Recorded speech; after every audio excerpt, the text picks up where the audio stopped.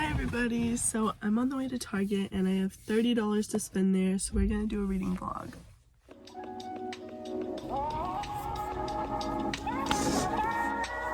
Okay everybody, I ended up getting 4 books, which is crazy because when I was like going to checkout, I had 10 books in my basket and I was like, we need to prioritize. I'll come back for more later, but right now I only bought 4. And the first book I picked up was The Do-Over by Lynn Painter, which is a book about a girl who is like stuck in a loop of Valentine's Day, and it's just supposed to be a light, fun romance. Haley Pham recommended this. She gave it 5 stars. So I guess we'll crack it open and see my opinion. This is the only hardcover that I got today though. Love and Other Words by Christina Lauren. This is about a girl who... Actually, I have no idea what this is about. I think it might be a childhood friends to lovers. I think that this would be a really good beach read. I'm gonna save this one for the beach. The next one is about a girl who murdered her boyfriend. It is A Good Girl's Guide to Murder, and I've heard that it's really good. I cannot wait to read this. A lot of people gave it 5 stars. It's by Holly Jackson. And then All the Bright Places. Everyone who I've seen read this always cries at the end, and they're like, I'm not gonna cry, I'm not gonna cry. And then they cry, and I love a book that can make me cry. So I'm really, really excited to read this one.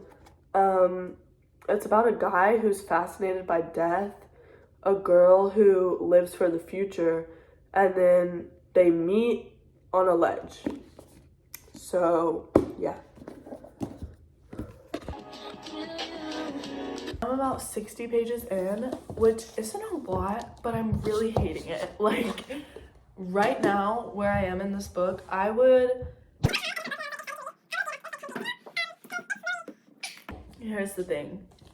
Haley Pham said it was good, and I really did like better than the movies, but this book is so corny, and like, I'll give you some examples, okay?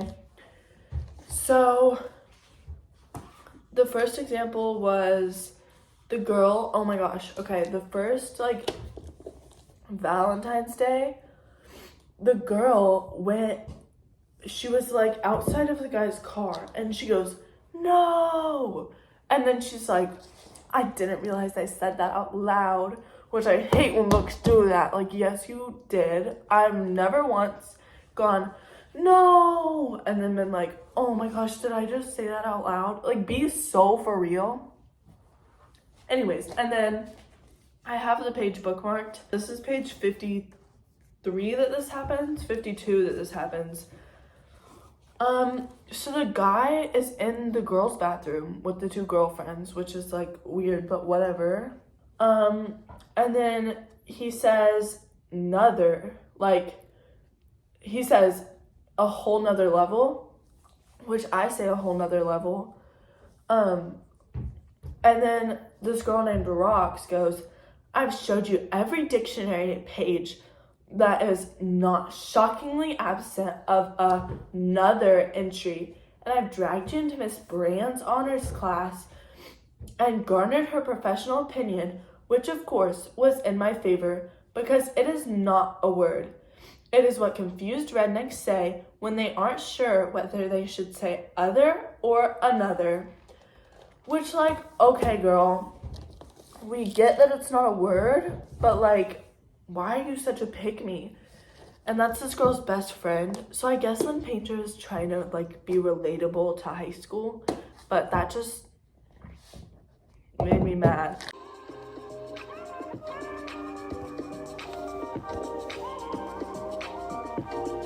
Okay, I finished this book and I took a second and I think I'm ready to talk about it. So I gave this book a 3.5 star. And I know that sounds really low, and it probably is more realistically like a 3.75. So like, you're almost at a 4, but I'm gonna tell you why I can't give it a 4. Let me tell you my biggest thing with this book. There were like 5 points in the last like 100 pages, or the last like 80 pages, where I was like, okay, that could just be the end. Like after the last Groundhog Day, that could have been the end. And then something else happened, that could have been the end. And like, and then do an epilogue about like them being in love.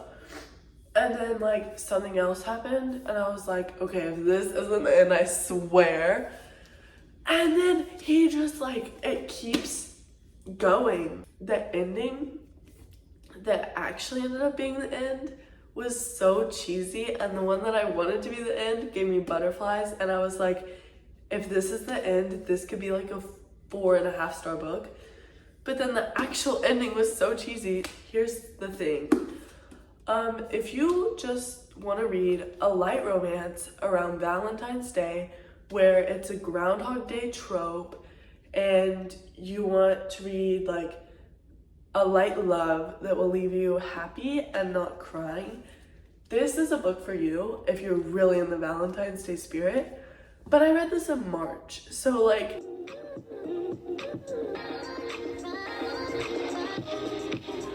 the next book I'm gonna read is A Good Girl's Guide to Murder, which I'm so excited for because I have read way too much romance lately, I feel like, and I'm just excited to read something that's not romance. If you don't know what this book is about, it's about this high school girl who was pretty unpopular, and she was murdered by her boyfriend, allegedly. And then this guy named Pip, 5 years later, he's in high school, at the high school that the girl was murdered, and he sees that the tragedy still haunts the town, and he decides to reopen the case, and he discovers that it wasn't actually the boyfriend who did it.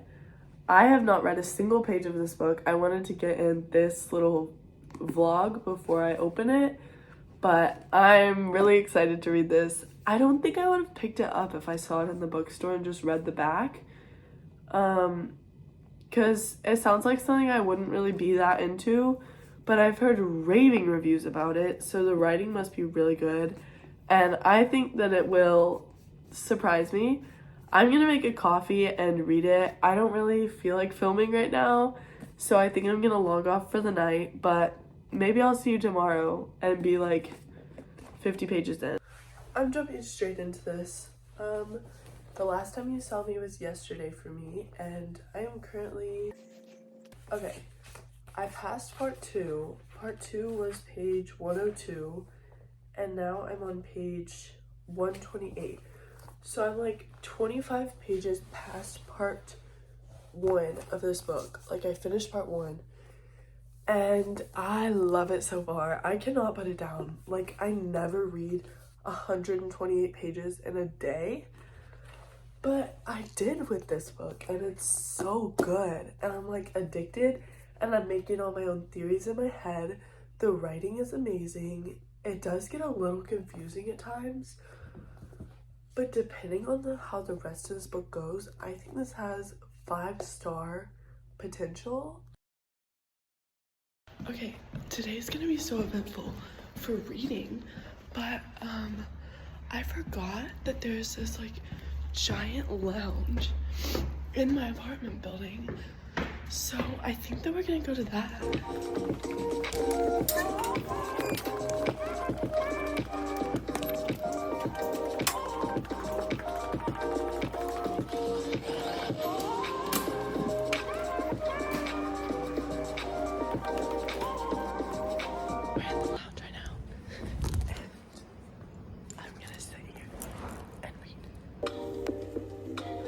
Oh, we finished. I finished this book. I haven't read the, like, it gives you the first page into the next book. I haven't read that, so I'm gonna read that after I do a review. But I literally just finished, and I just want to get my thoughts out. I give this book a, like, 4 1/4 star. Like, it's not quite a 4.5, because it's not that close to perfection, but it's pretty darn close. This is a almost 400-page book, and I would say that on about page like 230 through like 290, it was really hard to keep my attention. And then once I got to page 300, I literally sat on that bed and just read it, and I finished it, and the last 100 pages pulled this book, like, pulled through.